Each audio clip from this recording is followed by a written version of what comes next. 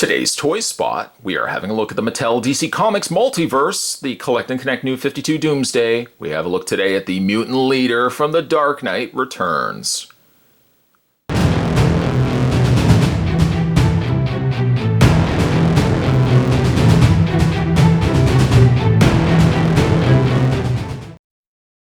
Comes with a torch, comes with a crowbar, and comes with one of the arms for Collect and Connect New 52 Doomsday. I know what you're thinking. No, I know what you're thinking. We'll discuss it when we get this guy out of packaging. No, I know exactly what you're thinking. We'll wait until we get this guy out of packaging. On the back of the packaging, the other totaling six figures were Armored Batman, Robin, I shouldn't say New 52, it's not New 52, it's the Batman v Superman Lex Luthor, TV series Supergirl, Mutant Leader, and Superman Doomed. Opted to leave Superman Doomed for the end. I think it's going to be a fun figure. And when you're finished, all of these will build this guy right here, this monstrosity known as New 52 Doomsday. Because this is also US packaging, you'll see that there is a read-up on the side. It says, the Batman, The Dark Knight Returns, Mutant Leader, real name unknown, base of operations, Gotham City Dump. Leader of the mutant gang attempting to conquer Gotham City, brutally attacks Batman, who later defeats him in an epic battle. Yes, I know what you're thinking. We'll discuss this when we get this out of packaging. Anyways, Spot's going to take a break. We're going to get things out of packaging, and we're going to discuss some stuff. Hope that sounds good to you. Stay tuned, guys. There's definitely more heading your way. Don't go anywhere. So, just before we discuss some shenanigans on Mattel's part, we'll look at the very impressive arm that comes included with the Mutant Leader, designated for Doomsday. We'll bring in the figure that we have been building so far, try not to knock over Mutant Leader in the process, get him to hopefully stand. Stand. Come on, you can do it. There we go. And we're going to take the arm and plug it into the place in the socket portion of Doomsday, to give us an almost finished figure. We're missing now one figure before we have everything complete. We'll just move him to the side. All right, so let's have a look at Mutant Leader. Yes, I know. Let's bring in the package. Let's see if we can determine, looking at the figure, looking at the package, what is missing. No, visor, he's got the visor. No, he's got spikes. He's got spikes on his head. Spikes on his arms, yeah. Yeah. I don't know perhaps the reasoning behind this. Maybe Mattel thought it was inappropriate. But one of the more visible aspects to the Mutant Leader, both in graphic novel form and even if you watch the DC movie, The Dark Knight Returns, one predominant feature on the Mutant Leader is omitted completely in figure form. In an attempt to be somewhat tactful, I'll just kind of go here. I'll just point at these, and you can hopefully determine what I'm talking about. I don't really know why they left those off, but yeah, Mattel left off his accents. We'll just call them accents. I don't really know why, but it's a noticeable feature that I'm not going to be saying to myself, well, gee, I'm really disappointed that they left off his little things on his chest. But I mean, it's a feature that you can see clearly on the character. Why would they leave it off on a figure?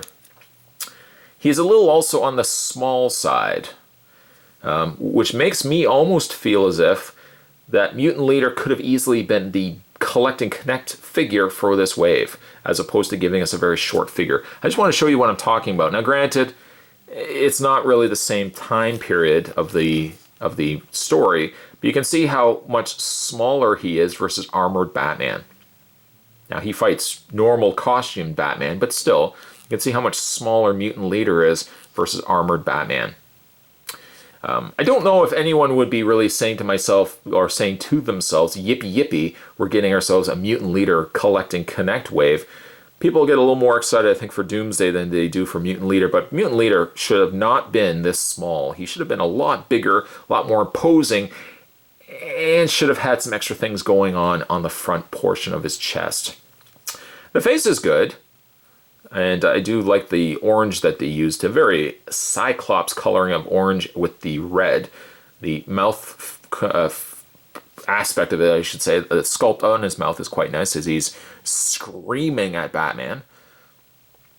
The spikes also on his wrist are nice. It looks weird because like the wrist portion isn't colored in. You're only really getting the spikes, but I do at least appreciate that they painted in his gnarly looking toenails and his fingernails, even though paint QC issues on the toenail compartment. Seems like they've really missed some of the nails. They just kind of slopped gray paint across and hoped that it would hit some of the nails. There's the back of the figure. Very much a Masters of the Universe build, very Masters of the Universe body. I mean, you could pretty much put it up to, what do I have over here? I wasn't really expecting this, but let's just see if I can grab something off the side here. I'm going to pit him against Skeletor. Yeah, Skeletor's a good... Yeah, I mean, he's pretty much using the same body as Skeletor, which is somewhat funny too. Well, not completely, obviously, but which is somewhat funny too because they've still sculpted in Skeletor's nipples. Mutant Leader, we just don't want him. We're not going to put him on him. Just forget it. You're not getting them. So he is basically the same body as Skeletor. Leader should have been a lot bigger, though. Really, a lot more size. I mean, really, if you compare him to Doomsday, even though we're not finished with him, I don't think he should be the size of Doomsday, but he should have been at least maybe about that height.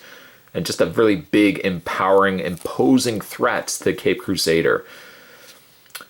His weapons or accessories, because we spent so much time talking about the leader, we didn't even talk about his accessories. He comes with his torch. Very nice. And you can put that into his hand. There's really no preference as to which side. It doesn't have to be necessarily on the one side versus the other. There we go. And he does also come with a crowbar. It's about the same coloring as the torch, this gunmetal gray. And that can also fit into his hand. If you don't succeed in getting into his hand, you can slide it in there as well. It works just as fine. And there you have the Mutant Leader. He's sort of underwhelming, really. Like, the moment was there. Like, Mattel had this. Mutant Leader. I'm all on it. I'm on board. Robin was but I mean, the Batman was so cool. I did like the previous Batman and the previous Superman that we got also from The Dark Knight Returns. Could we not have gotten a bigger leader? Anyways, his posability is what you would expect with all Mattel posable figures. His head does rotate left and right. He has the ab crunch as well as the waist swivel, which actually swivels right underneath his belt of spikes. The arms hinge outward, a rotation all the way around. He has a rotation also in his bicep, a single hinged elbow. And he also has a rotation on his wrists, which actually rotates before the spikes. Then when you get to his legs, a forward and back motion out on his legs as well, a bend at the knee, and he also has a hinge on his feet. For some reason, too, he's a difficult figure to stand. He's a little problematic, at least for me. I mean, maybe you might have a more successful feat standing him on his feet. But there's Mutant Leader in a nutshell. A little short. Not that I'm nitpicking short people, but he's a little short, a little on the short side. He could have been a collect and connect figure of epic proportions, but really who cares about a Mutant Leader collect and connect figure? And obviously he's missing one somewhat important aspect of him that Mattel just opted not to put on there. Mutant Leader as a whole is just, he's kind of lukewarm. He's lukewarm. You could pit him against Batman in the trenches. I almost feel like Batman would just win because he's a better figure. Mutant Leader, if I could grade this guy, not that Spot grades figures anymore, I would probably grade this guy out of 10, probably a 6, and I think that's being generous. The coloring's okay, but he's just middle of the mark. I guess middle would be 5, but he's a little above middle of the mark. Today's Toy Spot, we're continuing our looks at the Collect and Connect New 52 Doomsday, as we're having a look at the Dark Knight Returns Mutant Leader. Stay tuned, guys. Spot's going to have more videos heading your way. As always, thanks for watching. See you next time.